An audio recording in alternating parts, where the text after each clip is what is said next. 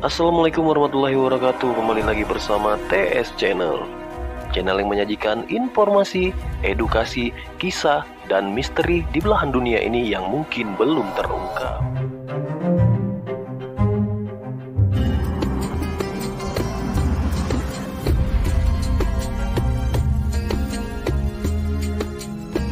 Aku kabarkan berita gembira dengan diutusnya Al-Mahdi di tengah umat ini. Ketika banyak perselisihan antar manusia terjadi dan banyak gempa-gempa berlangsung, maka Al-Mahdi akan memenuhi dunia dengan keadilan dan kebenaran setelah dunia dipenuhi dengan kezaliman dan kesewenang-wenangan.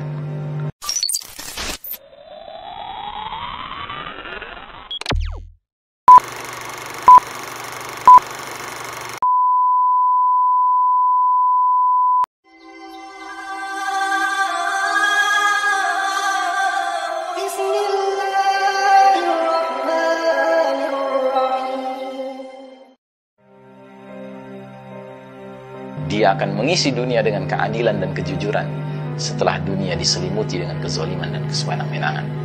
Dan dia inilah tokoh yang dikenal dengan Imam Mahdi. Nah, saudaraku rahimakumullah, sedangkan hadis Nabi di awal kami kemukakan tadi bersabda, "Ubashirukum bil mahdi yub'atsu fi ummati ala ikhtilafin minan nasi wa zalazila yamla'ul ardu qistan wa 'adlan kama muliat juran wa zulman." Ku kabarkan berita gembira kepada kalian dengan bakal diutusnya Al-Mahdi di tengah-tengah umat ini ketika banyak perselisihan antar manusia berlangsung dan gempa-gempa terjadi. Alhamdulillah Rabbil Alamin, wassalatu wassalamu ala ashrafil anbiya wal mursalin wa ala alihi wa ashabihi ajmain. Para pendengar rahimakumullah, para pemirsa rahimakumullah, dalam sebuah hadis riwayat Imam Ahmad bersabda Rasulullah sallallahu alaihi wasallam, "Ubashirukum bil mahdi yub'atsu fi ummati ala ikhtilafin minan nasi wa zalazila fayamla'ul arda qistan wa 'adlan kama muliat juran wa zulman." Artinya, aku kabarkan berita gembira dengan diutusnya Al-Mahdi di tengah umat ini ketika banyak perselisihan antar manusia terjadi dan banyak gempa-gempa berlangsung, maka Al-Mahdi akan memenuhi dunia dengan keadilan dan kebenaran setelah dunia dipenuhi dengan kezaliman dan kesewenang-wenangan. Shadaqa Rasulullah sallallahu alaihi wasallam. Saudara sekalian rahimakumullah, hadis ini merupakan hadis yang berkenaan dengan alamatus sa'ah, tanda-tanda kiamat, atau asyratus sa'ah, tanda-tanda akhir zaman. Para ulama kita telah mengkategorikan alamatus sa'ah, tanda-tanda kiamat, ke dalam dua kategori besar. Ada alamatus sughra, tanda-tanda yang kecil, jumlahnya sangat banyak dan sebahagian besar datang lebih dahulu. Kemudian ada alamatul kubra, tanda-tanda besar kiamat, jumlahnya hanya 10 dan datang belakangan.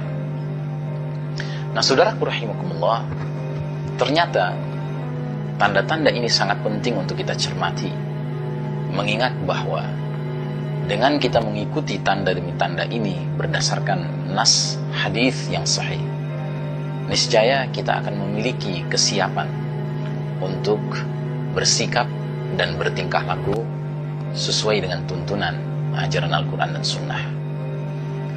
Nah, saudaraku rahimakumullah, tanda-tanda kecil yang begitu banyak berdasarkan pengamatan kita akan sejarah, akan situasi kondisi sampai hari ini, menunjukkan bahwasanya sebahagian besar tanda-tanda kecil itu pada zaman kita dewasa ini tampaknya sudah bermunculan hampir seluruhnya. Coba kita lihat beberapa contoh-contoh. Di antaranya misalnya, yuksirut tolak, banyak perceraian terjadi. Kemudian, wal mautul fuja, Kemudian tanda lain lagi adalah wahulliyatil masahif, bila mana Al-Quran, mushaf sudah diterbitkan, dicetak dengan ornamentasi, dengan hiasan yang indah-indah. Wa zukhrifatil masajid, kemudian masjid dibangun dengan megahnya. Sampai kita tahu di wilayah kita pun ada masjid dengan kubah yang terbuat dari emas. Padahal kubah yang begitu mewah tidak mempengaruhi kekhusyuan sholat seseorang. Malah jangan-jangan kekhusyuan seseorang terganggu ketika dia sholat di bawah kubah emas itu. Selanjutnya, wastu'milatil ma'azif, kemudian berbagai peralatan musik digunakan. Orang tenggelam di dalam musik, dalam nyanyian, dalam senandung, dalam lagu. Di mana-mana orang berlomba menjadi idol ini, idol itu. Begitu pula dengan nuqidatil uhud, dilanggarnya berbagai transaksi, perjanjian di bidang perdagangan, ekonomi, politik.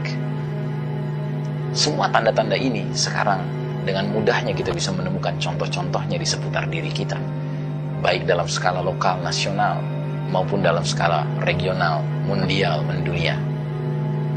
Begitu juga misalnya kata Nabi, wasyuribatil khumur, orang kemudian minum khumur. Khumur itu minuman keras dalam bentuk jamak, bukan dalam bentuk singular, dalam bentuk tunggal.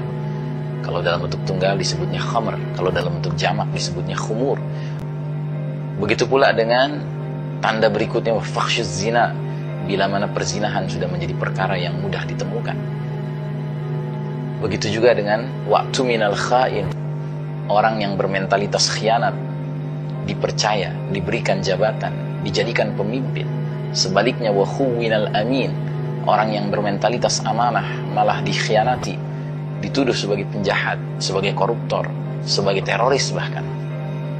Jadi semua serba terbalik. Begitu pula zuhurul qalam, tersebarnya pena, maksudnya buku terbit dengan aneka macamnya dan jenisnya. Sekarang ini buku dalam semua level usia ada. Buku untuk anak-anak, untuk remaja, untuk dewasa, laki dan perempuan, bahkan buku untuk kalangan homoseksual, kalangan lesbian, semua tersedia. Baru-baru ini kita tahu bahwa edisi terbaru dari Harry Potter ketika di launching di tengah malam di seluruh dunia ternyata terjual dalam satu malam pertama itu 3 juta kopi. Kemudian tataqaribil aswaq, kata Nabi, bila mana pasar-pasar muncul berdekatan satu dengan lainnya.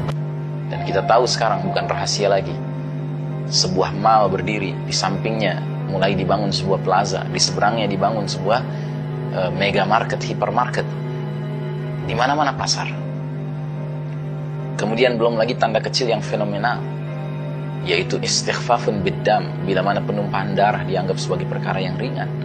Artinya pembunuhan dianggap perkara yang tidak aneh lagi, sudah menjadi makanan, berita makanan sehari-hari. Kemudian aklur riba, orang makan riba. Dulu kita nggak mengerti riba itu apa. Tapi alhamdulillah Majelis Ulama Indonesia walaupun terlambat 100 tahun menerbitkan fatwa mengenai bunga bank yang ternyata identik dengan riba. Dan saudaraku, riba ini bukanlah minas shaghair, bukanlah dosa kecil. Dia tergolong minal kabair, dosa yang besar. Sehingga Al-Quranul Karim ketika berbicara tentang riba dalam suratul Baqarah, Allah Ta'ala berfirman, ya ayyuhalladzina amanu taqullaha wa dharu ma baqiya minar riba in kuntum mu'minin. Hai orang-orang yang beriman, bertakwalah kalian kepada Allah dan tinggalkan sisa riba yang masih kalian simpan jika kalian benar-benar beriman. Kemudian pada ayat berikutnya langsung Allah berikan ancamannya, fa illam taf'aluhu fa'dhanu biharbin minallahi wa rasulihi. Dan jika mereka tidak menghentikan perbuatan mereka itu, yaitu menyimpan sisa riba, maka ketahuilah Allah dan Rasulnya akan mengumumkan perang atas kalian. Na'udzubillah min dzalik. Malah dalam hadis dikatakan oleh Nabi SAW, dosa riba itu terdiri atas 72 tingkatan. Dan tingkatan yang paling rendah, laksana seorang pemuda menikahi ibu kandungnya di halaman terbuka, di lapangan terbuka. Na'udzubillah min dzalik. Nah, jadi saudaraku rahimakumullah, praktis kalau Anda tertarik, Anda silahkan cari kitab para ulama kita yang manapun.